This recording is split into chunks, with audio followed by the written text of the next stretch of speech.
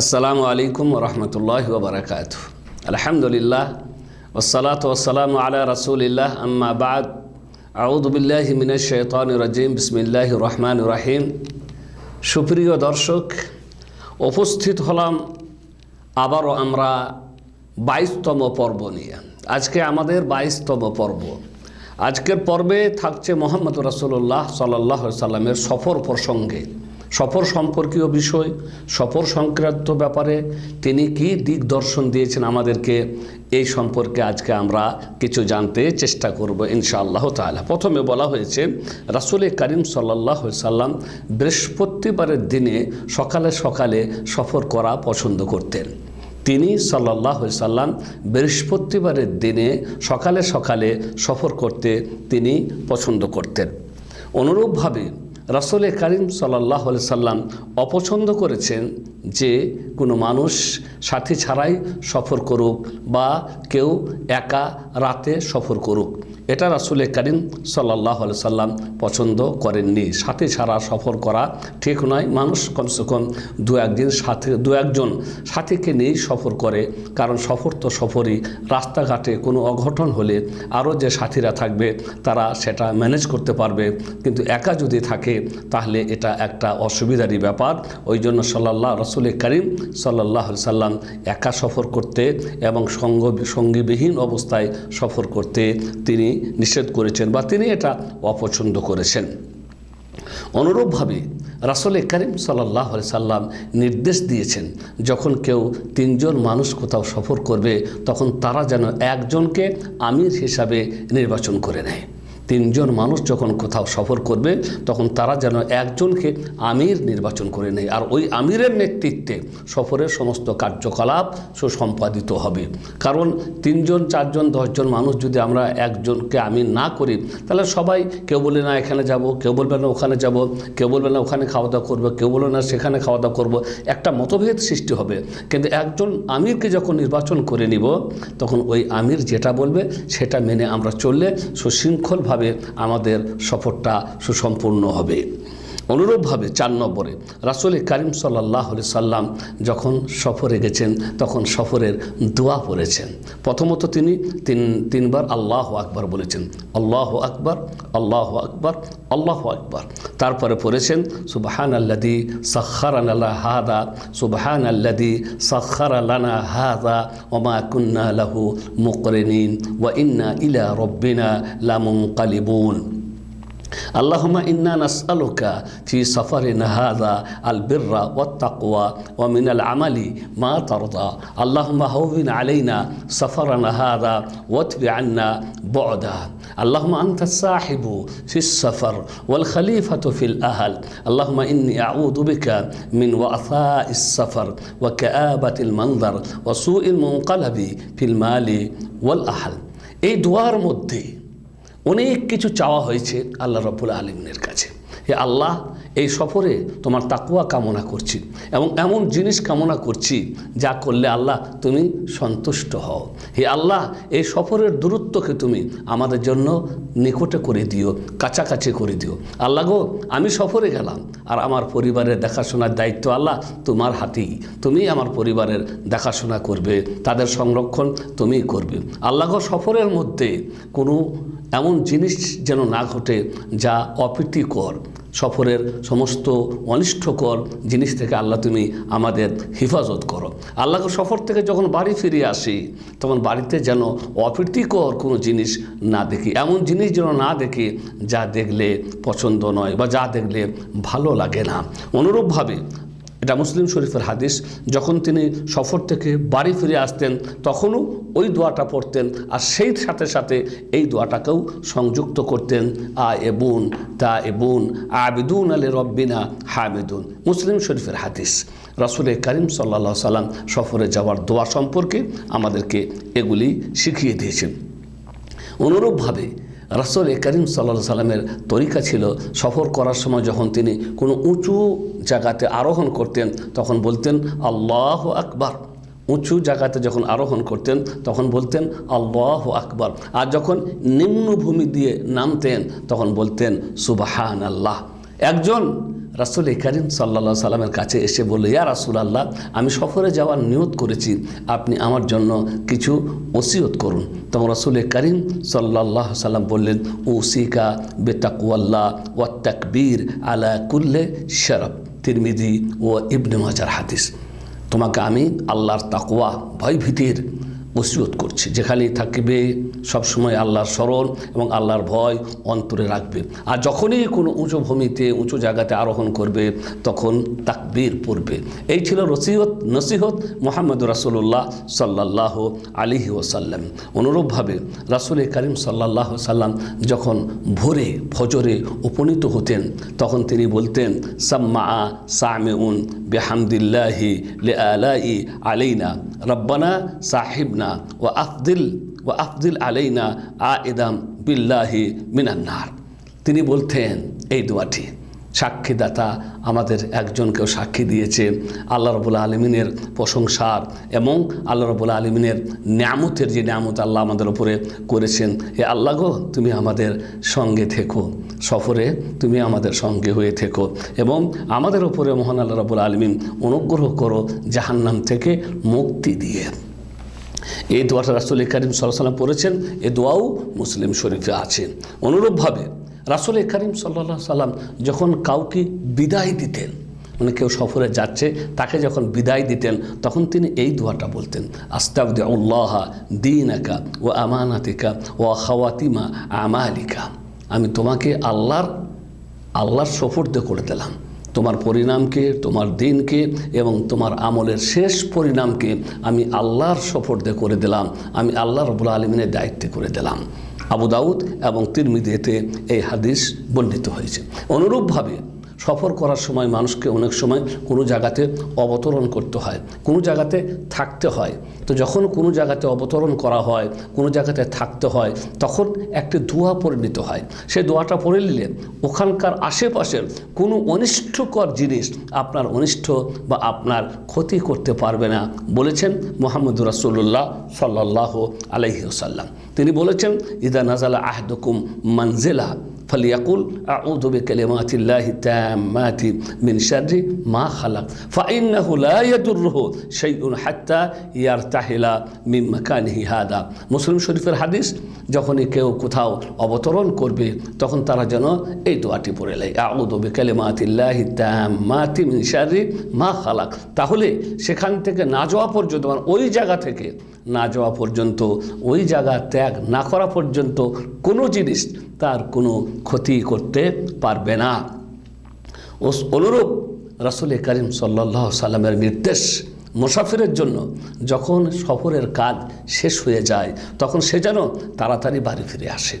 সফর শেষ, বাড়ি ফিরতে যেন বিলম্ব না করে। সবাই আমরা জানি, যখন বাড়ির কেউ সফরে যায়, তখন বাড়িতে আরও অন্যান্য সদস্য যারা আছেন, আপনার ছেলে মেয়ে, আপনার স্ত্রী, আপনার মা, এরা চিন্তিত থাকে যে সে কখন বাড়ি ফিরছে, সফরে কেমন আছে না আছে ইত্যাদি।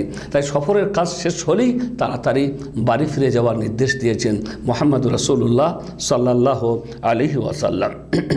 অনুরূপভাবে রাসূল করিম সাল্লাল্লাহু আলাইহি সাল্লাম নিষেধ করেছেন, কোনো মহিলা যেন মাহরাম ছাড়া সফর না করে, কাছের হোক বা দূরের হোক। এই নয় যে এই সামান্য একটু 5 কিলোমিটার কিংবা সামান্য বাজার কাটে বলে মেয়েরা একা যেতে পারবে না। কাছে হোক বা দূরে হোক, মেয়েরা ফিতনার ব্যাপার আছে, মেয়েদেরকে কখনো না কখনো কোনো ফিতনায় পড়ে যায় বা কোনো ফিতনা হয়ে যেতে পারে। তাই তারা সব সময় মাহরাম সাথে যাবে। স্বামী থাকলে ভালো কথা, না হয় নিজের ছেলে বা ভাই বা বাবা ইত্যাদি। মাহরাম ছাড়া তাদের সফর করা যাবে না। অনুরূপভাবে রাসূল করিম সাল্লাল্লাহু আলাইহি সাল্লাম নিষেধ করেছেন, কেউ যেন কোরআন সাথে করে না নিয়ে যায় যখন সে কোনো অমুসলিম দেশে সফর করবে, কারণ এতে কোরআনের অবমাননা হতে পারে, কোরআনের অসম্মান হতে পারে। তাই কেউ যদি কোনো অমুসলিম দেশে সফর করে, তাহলে সে যেন সাথে করে কোরআন না নিয়ে যায়, বলেছেন মুহাম্মদুর রাসূলুল্লাহ সাল্লাল্লাহু আলাইহি ওয়াসাল্লাম। অনুরূপভাবে রাসূল করিম সাল্লাল্লাহু আলাইহি সাল্লামের নির্দেশ হলো, যখন তোমাদের কারো সাধ্য থাকে হিজরত করার মতন, তখন তারা যেন মুশরিকদের মাঝে বসবাস না করে। হিজরত করার যদি সাধ্য থাকে তাহলে মুসলিম এলাকাতে মুসলিম মেজরিটি দেশে চলে যাওয়া ভালো, মুশরিকদের মাঝে অমুসলিমদের মাঝে সে যেন বসবাস না করে। অনুরূপভাবে তিনি বলেছেন, আবু দাউদ, তিরমিজি, নাসাই এবং ইবনে মাজার হাদিসে, আনা বারিউম মিন কুল্লি মুসলিমিন ইউকিমু বাইনা আযহুরিল মুশরিকিন, আমি ওই সমস্ত মুসলিমদের থেকে সম্পর্ক ছিন্ন ঘোষণা করছি যারা মুশরিকদের মাঝে বসবাস করে। মানে যাদের সম্ভব ছিল যে তারা অন্য জায়গা থেকে বসবাস করতে পারবে, তা সত্ত্বেও তারা সেখান থেকে যায়নি, মুশরিকদের মাঝে তারা বসবাস করছে, তাদের সাথে আমার কোনো সম্পর্ক নেই। অনুরূপভাবে তিনি সাল্লাল্লাহু আলাইহি ওয়াসাল্লাম বলেছেন আবু দাউদের হাদিসে, মান জাম আল মুশরিকা ওয়াসাকানা মাহু ফাহুয়া মিসলুহু, যারা মুশরিকদের সাথে খুব মেলামেশা করে, খুব ঘনিষ্ঠতা মানে রাখে মুশরিকদের সাথে, কিংবা তাদের সাথে ওঠা বসা করে, তারা তাদের মতনই। আর স্বাভাবিক যারা মুশরিকদের সাথে অমুসলিমদের সাথে বসবাস করে তারা সঠিক দিনের ওপরে কায়েম থাকতে পারে না, বরং তাদের অভ্যাস, তাদের চাল চলন, তাদের কথাবার্তা, তাদের পরিবেশ, স্টাইল, সভ্য সংস্কৃতি সব অমুসলিমদের মতো হয়ে যায়। আজকে আমরা দেখি আমাদের 99% যদি মুসলিমকে বলা যায় তাহলে মনে হয় ভুল হবে না যে আমরা বাঁ হাতে করে খাই। কেন?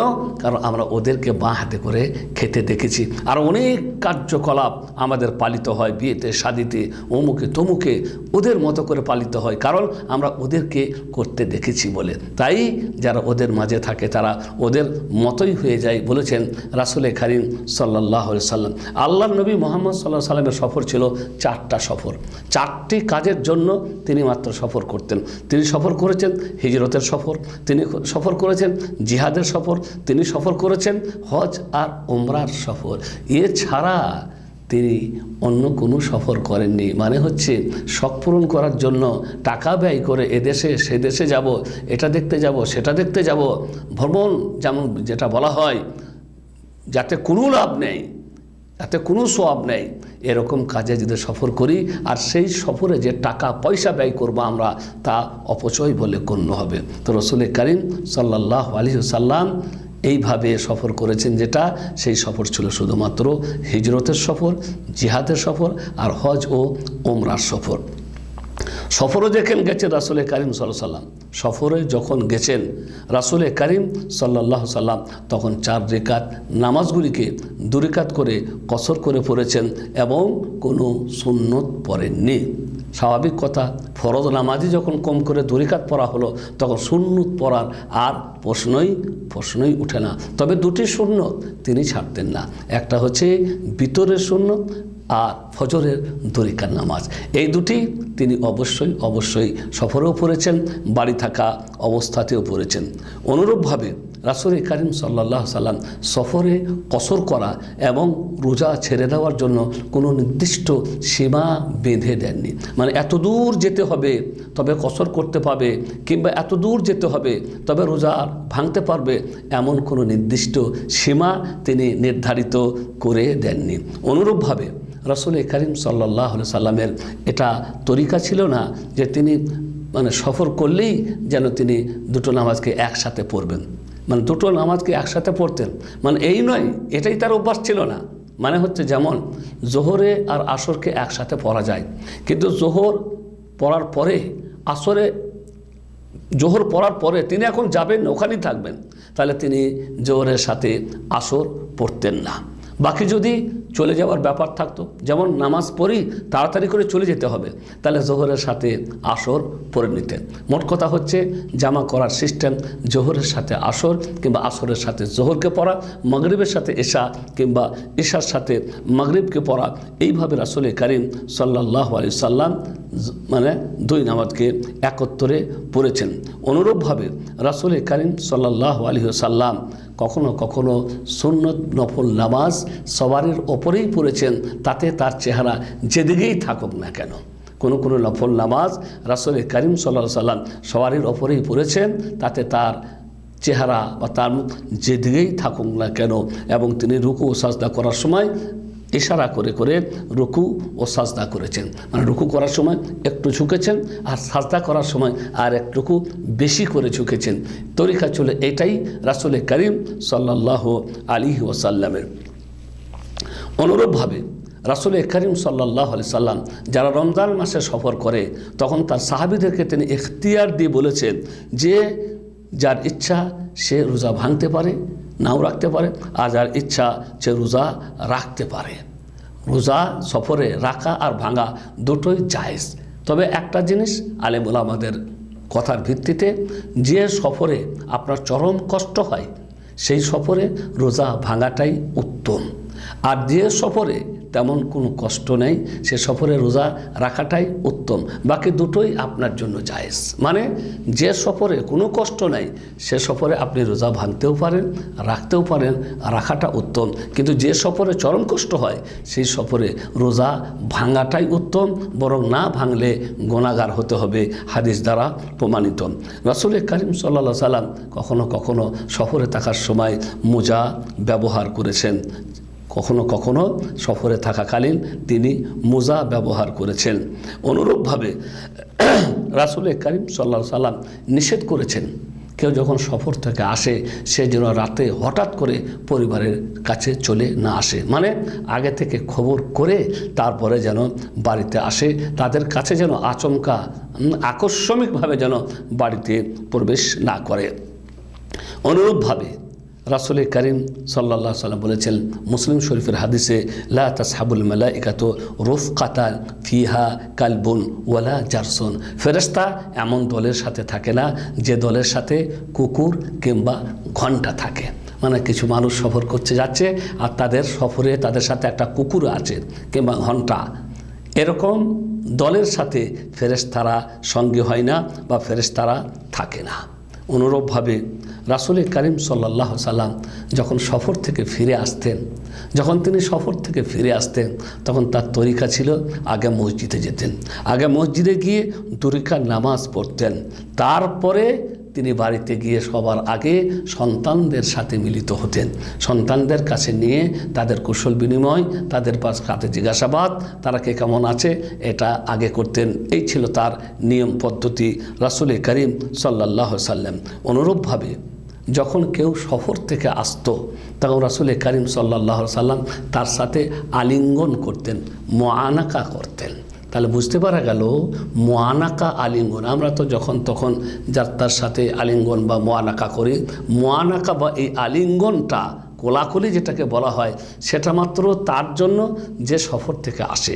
রাসূল করিম সাল্লাল্লাহু আলাইহি সাল্লাম তার সাথে মুআনাকা করেছেন এবং যার হাতে চুমা দেওয়ার মতন বা যাকে চুমা দেওয়ার মতন তাকে চুমাও দিয়েছেন।